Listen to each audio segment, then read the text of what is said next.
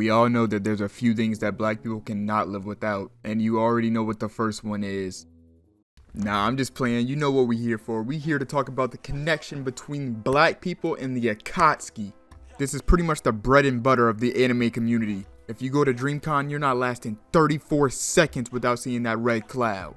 Akatsuki bonnets for sale everywhere, on every corner, at every vendor. That's like walking around Mexico and not expecting to see Goku somewhere. You know they got a mural of bro on every block. And I'm not gonna sit here and lie like I'm not one of them. I have an Akatsuki mousepad, an Akatsuki poster.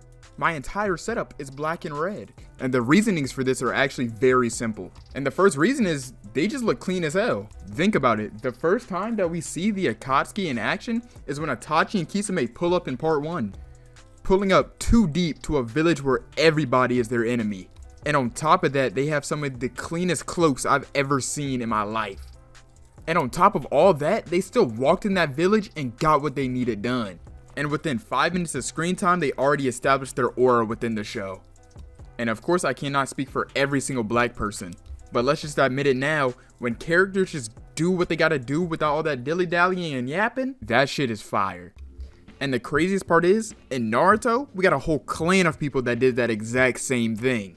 And this leads me to my second point, the Uchihas. The first Akatsuki member we really meet is Itachi.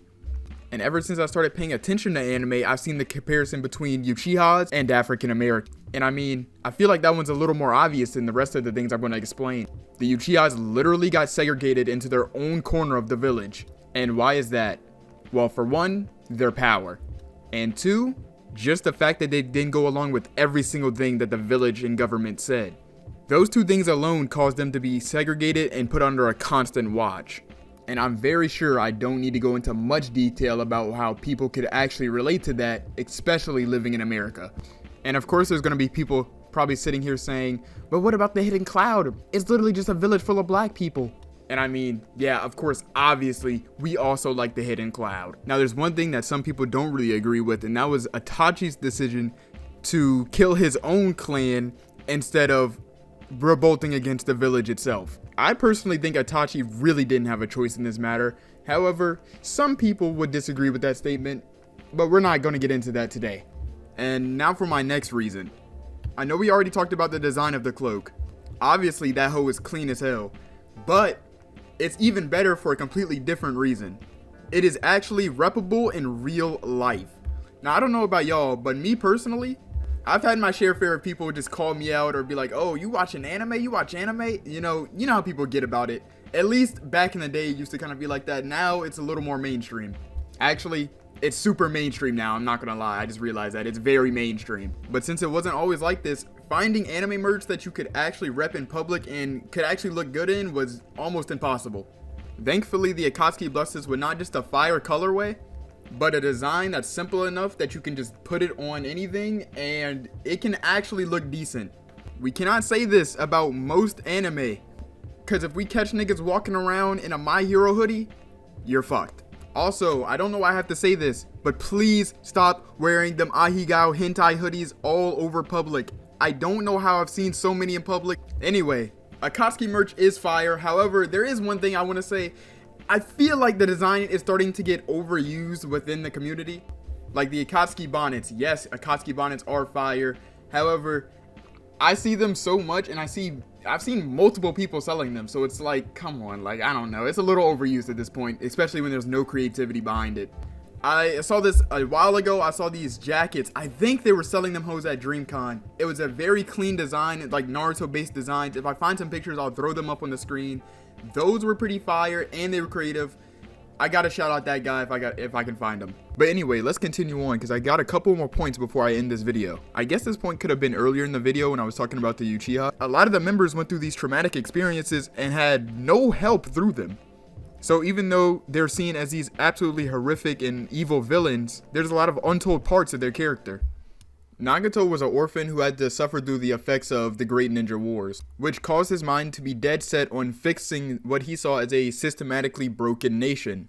He saw that since people in power had a lot of problems with each other, that a lot of people that had nothing to do with these problems were just suffering.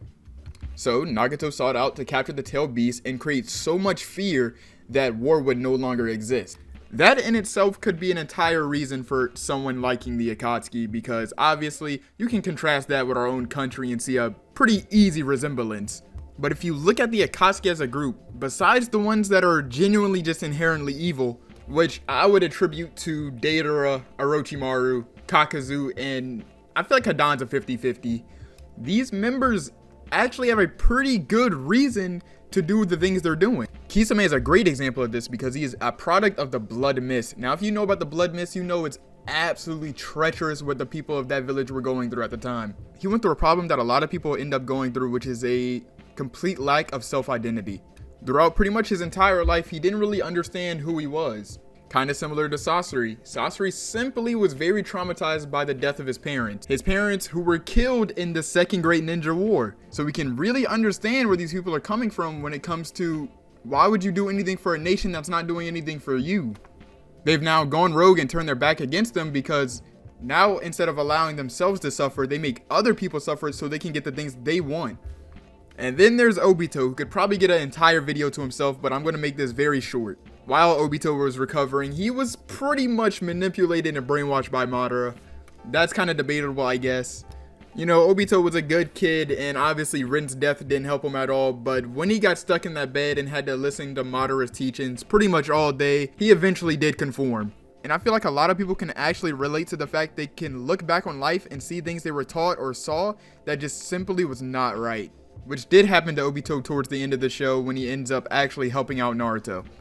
But yeah, let's continue. The last point I have is a very small one and lesser known fact actually, but I feel like it'd be dumb to just completely leave it out. Being the meaning behind the cloud itself, which I believe is a call upon the bloody rain, quote unquote, that fell during the Great Ninja Wars, which was caused by the government. So it's kind of like a symbol of justice for the people that died during these wars, which is actually really cool. It kind of reminds me of when people were wearing their hoods up for Trayvon Martin. But yeah, I think that's my last point for this video. I actually had a lot of fun making this one. This was a pretty cool video to make. If you want to see anything similar to this, let me know in the comments. I'll get it done. I hope you enjoyed. Like, sub, hit the noties. You know the method. I'm going to catch y'all in the next one. Speaking of devils, she just hit my phone. It's all good though. Yeah, them subtweets you sending out hypocritical. How you say we finished but don't want me to be done with you? How you think I wasn't about you when I was here for you?